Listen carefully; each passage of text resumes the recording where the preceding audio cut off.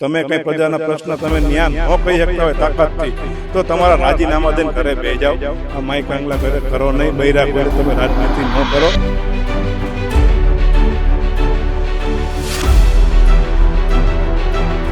સરકાર માની જાય તો ઠીક છે, નકર આવનારા સમયમાં થાંભલા પણ પાડી દેવાના છે.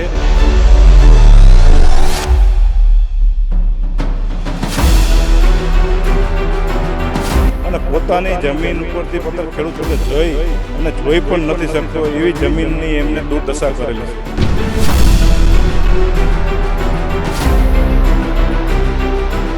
છે. તમને પ્રોબ્લેમ વધાવ્યા અને તમને મત આપ્યા.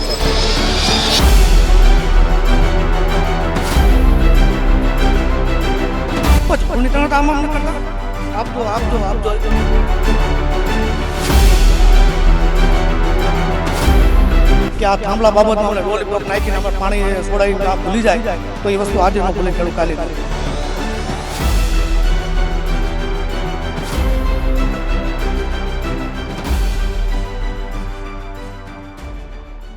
હાલ ખેડૂતોની અંદર જે નારાજગી છે વીજપોલને લઈને, પોતાની કિંમતી જમીનોની અંદર જે ખાનગી કંપનીઓ દ્વારા વીજપોલ નાખવામાં આવી રહ્યા છે. ગુજરાતભરના ખેડૂતો આ વીજપોલથી મોટે ભાગે અસરગ્રસ્ત થઈ રહ્યા છે. અત્યારે સુરેન્દ્રનગર જિલ્લાના કોંઢ ગામે અમે ઉપસ્થિત છીએ.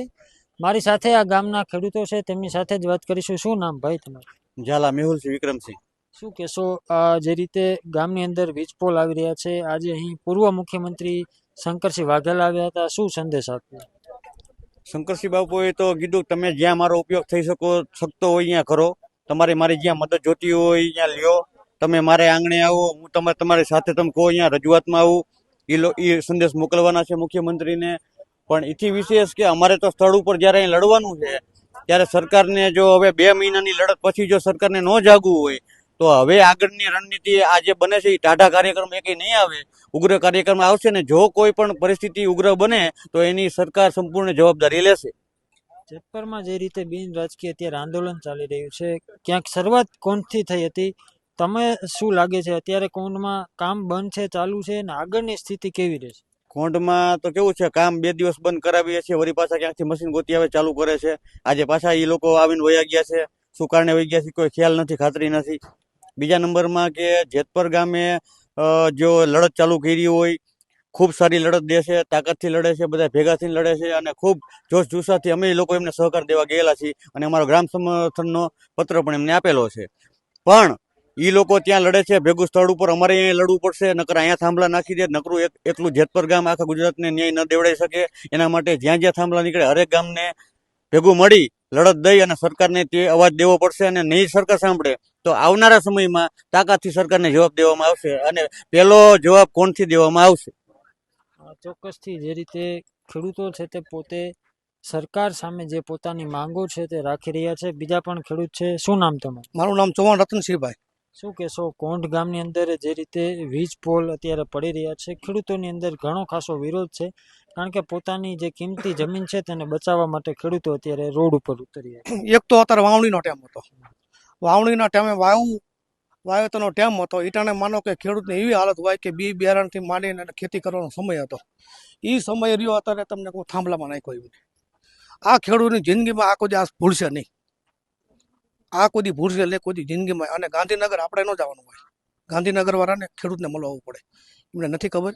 એ તો ખાલી ચૂંટણી હોય ત્યાં ચૂંટણી તારે તો આમ ન કરતા આપજો ચૂંટણી તારે તો કરે જ છે ને, તો એમને ન ખબર. કોઈ બી ધારાસભ્યથી મિનિસ્ટર તો ત્યાં કોનેથી પડદાથી. અને મેન કોણ આવે? ખેડૂત સમૃદ્ધ ન હોય તો કોઈ ભારત ગુજરાત કે કોઈ સમૃદ્ધ થવાનો નથી. અને આ વાત રહી કોઈ જિંદગીમાં ખેડૂત ભૂલવાનો નથી.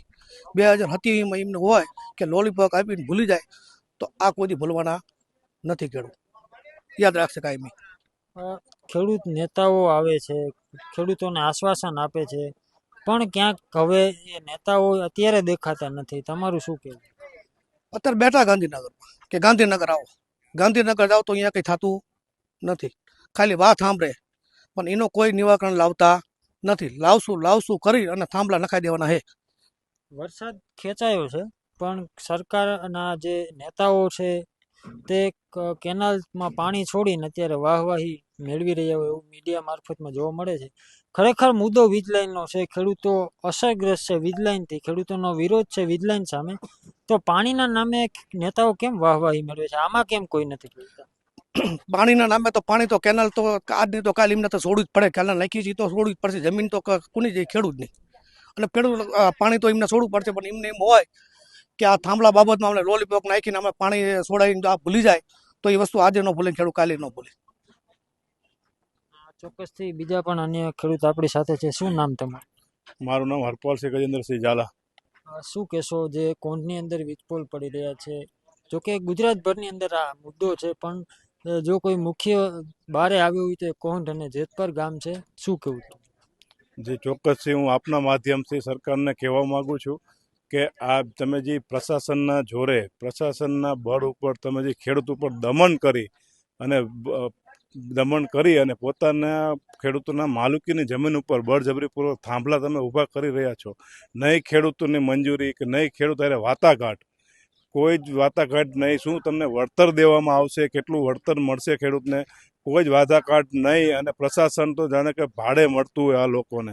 એ રીતે દમન કરીને બળજબરીપૂર્વક ખેડૂતના ઉપર અત્યાચાર કરવામાં આવ્યો છે. એમની છાતી ઉપર થાંભલા ઊભા કરવામાં આવ્યા છે. એ ખૂબ જ તમે જોઈ શકો છો. ને અમે તો એ અનુભવ કર્યો 2 મહિનાથી કે જે ખેડૂતની દશા થઈ છે. પોતાની વાડીમાં તમે અત્યારે જો 4-4, 5-5 વીઘા જમીન કે તમે એમાં જે એમને વાવેલો મગફળીનો પાક હતો, પહેલાં ઉનાળુ તલનું વાવેતર હતું, એ એમને બગાડ નાખ્યું છે. પછી ખેડૂતે તલ કાઢી અને જે અત્યારે ચોમાસું મગફળીનું વાવેતર કર્યું હતું, એ 4-5 વીઘા સંપૂર્ણપણે નાશ થયું છે.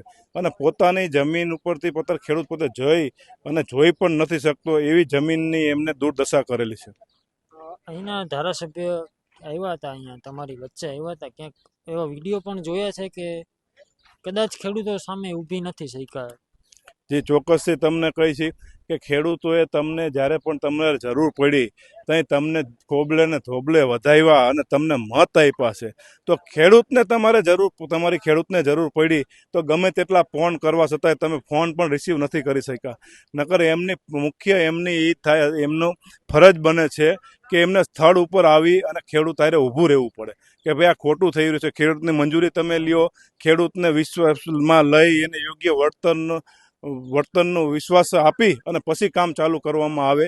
એ રીતે એને ખંભેથી ખંભાઈ મલાવી અને ખેડૂત હારે ઊભું રહેવું પડે. એને પ્રજાએ ચૂંટીને એને પ્રતિનિધિ બનાવ્યો છે કે નહીં એને કોઈ પ્રતિનિધિ બનાવ્યો છે. અને એ અત્યારે માત્ર ને માત્ર ગમે ત્યાં વાતો કરે છે કે ખેડૂતને અમે આમ કરી દઈશું અને વળતર તો લેવું જ જોઈએ. પણ ક્યારે અત્યારે એક પણ ખેડૂતના ખાતામાં 1 રૂપિયો નથી મળ્યો ખેડૂતને. અને ખોટું આશ્વાસન આપી અને સરકારની વાહવાહી કરે છે. બાકી એમના હાથમાં કોઈ વસ્તુ છે જ નહીં. હવે તો શું લેવા ધારાસભ્ય? તમે કંઈ પ્રજાના પ્રશ્ન તમે ન્યા ન કહી શકતા હોય તાકાતથી તો તમારા રાજીનામા દઈને ઘરે બેસી જાઓ. આ માઈ કાંગલા ઘરે કરો નહીં. બૈરા કોઈને તમે રાજનીતિ ન કરો. કાં મળદ થઈને રાજીનામું દઈ દો અને કાં બીજી વખત આવવાનું ખેડૂત સામે આવવાનું બંધ કરો. તમે એક મારો પ્રશ્ન તમને એ છે, ને એ પ્રશ્ન એટલે પૂછું કે હું સુરેન્દ્રનગર જિલ્લામાં આવ્યો છું. કોંઢ ગામ સુરેન્દ્રનગરનું છે.